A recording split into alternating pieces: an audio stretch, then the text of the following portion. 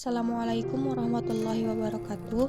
Perkenalkan, nama saya Susan Karimah dari semester 4C STAI Yamisa Soreang. Di sini saya akan menjawab soal UTS pada mata kuliah Perencanaan Pengajaran Pendidikan Agama Islam. Karena soalnya dipilih secara acak, jadi saya di sini menjawab soal-soal yang telah saya isi. Soal yang saya jawab yaitu nomor 1. Perencanaan pembelajaran memainkan peran penting dalam memandu guru untuk melaksanakan tugas sebagai pendidik dalam melayani kebutuhan belajar siswa-siswinya. Juga dimaksudkan sebagai langkah awal sebelum proses pembelajaran berlangsung. Pertanyaan yang A. Mengapa pembelajaran perlu perencanaan? Jawabannya adalah perencanaan dapat membuat pembelajaran berlangsung secara sistematis. Proses pembelajaran tidak berlangsung seadanya, akan tetapi berlangsung secara terarah dan terorganisir. Dengan demikian, guru dapat menggunakan waktu secara efektif untuk mencapai tujuan pembelajaran dan keberhasilan pembelajaran. Untuk pertanyaan yang B, apa yang menjadi dasar atau landasan perencanaan pembelajaran PAI? Jawabannya adalah landasan desain pembelajaran pendidikan agama Islam secara garis besar ada 3, yaitu Al-Quran, As-Sunnah, dan Al-Ijtihad. Pertanyaan yang C, bagaimana cara merencanakan pembelajaran? Jawabannya adalah 1. Merumuskan tujuan khusus, yang berarti merumuskan materi pelajaran yang sesuai dengan standar kompetensi dan kompetensi dasar.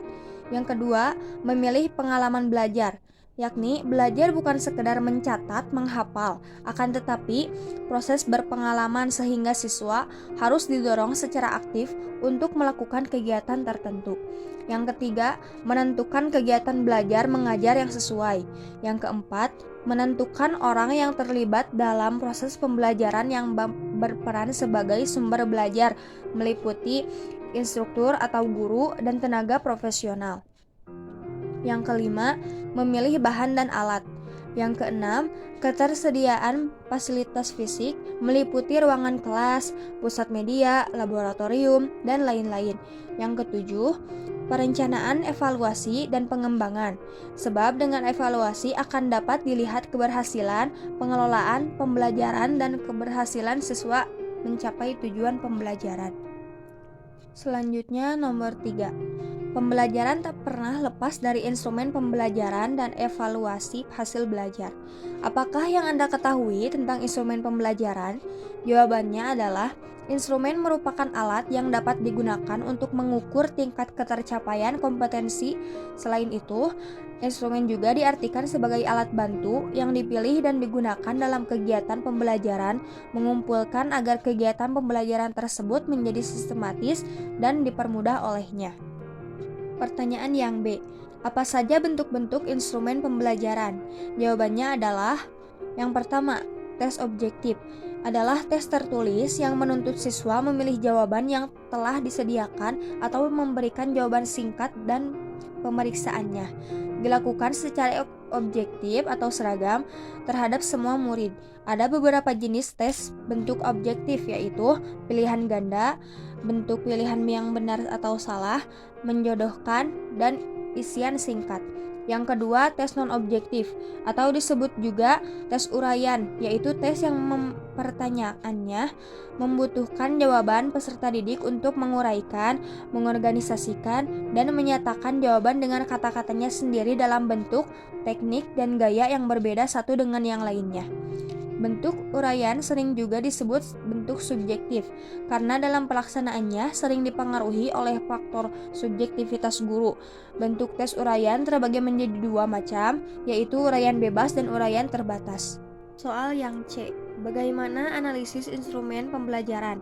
Jawabannya, yang ke-1, indeks kesukaran. Instrumen yang baik terdiri dari butir-butir instrumen yang tidak terlalu mudah dan tidak terlalu sukar. Yang kedua, daya beda, yaitu daya pembeda soal, kemampuan sesuatu soal untuk membedakan antara siswa yang pandai atau berkemampuan tinggi dengan siswa yang bodoh atau berkemampuan rendah.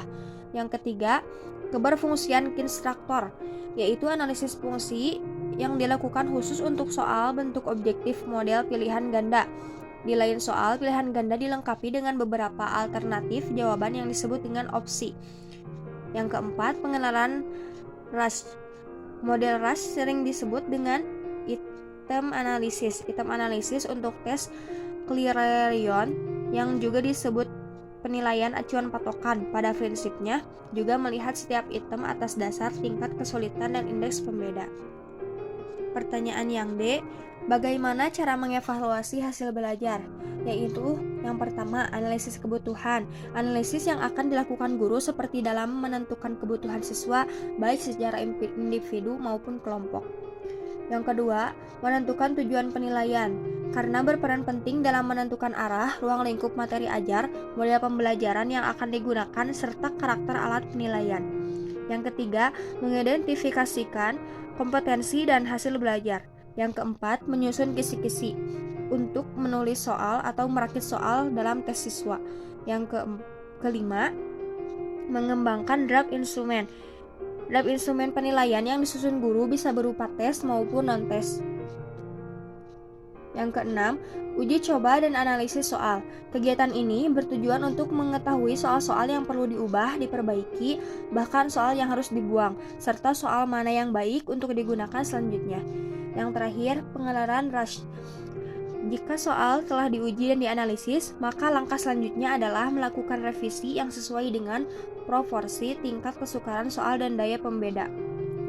Selanjutnya, pertanyaan nomor 4. Jelaskan unsur-unsur yang menentukan kualitas pembelajaran PAI di sekolah atau madrasah sehingga pembelajaran tersebut dapat terlaksana dengan efektif dan efisien. Jawabannya, 3 unsur yang mempengaruhi kualitas pembelajaran adalah kompetensi guru, karakteristik kelas, dan karakteristik sekolah. Kompetensi guru mempengaruhi kualitas pembelajaran adalah suatu proses yang terjadinya interaksi antara pendidik dan siswa. Salah satu yang mempengaruhi kualitas pembelajaran adalah guru. Dalam hal ini adalah kompetensi yang dimilikinya. Faktor lain yang mempengaruhi kualitas pengajaran di sekolah adalah karakteristik kepala itu sendiri, yang mana sangat berkaitan erat dalam disiplin atau tata tertib sekolah, media pembelajaran yang dimiliki, letak geografi sekolah di lingkungan sekolah, estetika, dan etika dalam arti sekolah memberikan perasaan nyaman, kepuasan peserta didik bersih, rapi, dan memberikan inspirasi. Selanjutnya, pertanyaan nomor 5. Bagaimana kaitan hubungan antara strategi, materi, dan tujuan pembelajaran? Jawabannya adalah, strategi pembelajaran pada dasarnya adalah suatu rencana untuk mencapai tujuan pembelajaran. Terdiri dari materi, metode, teknik, dan prosedur yang mampu menjamin peserta didik benar-benar akan dapat mencapai tujuan akhir kegiatan pembelajaran.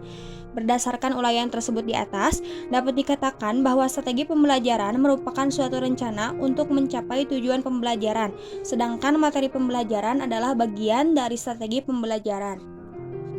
Selanjutnya, pertanyaan nomor 7. Uraikan pengertian tahapan pembelajaran serta jenis keterampilan dasar mengajar yang harus dimiliki guru pendidikan agama Islam.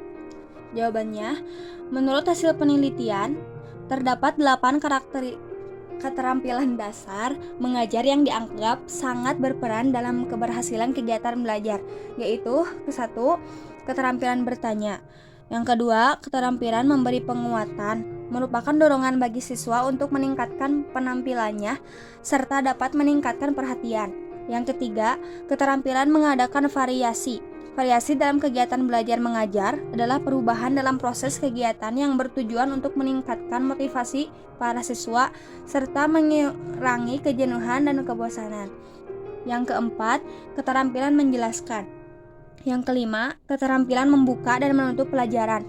Yang keenam, keterampilan membimbing diskusi kelompok kecil. Yang ketujuh, keterampilan mengelola kelas. Yang kedelapan, keterampilan mengajar kelompok kecil dan perorangan. Sekian jawaban yang dapat saya sampaikan.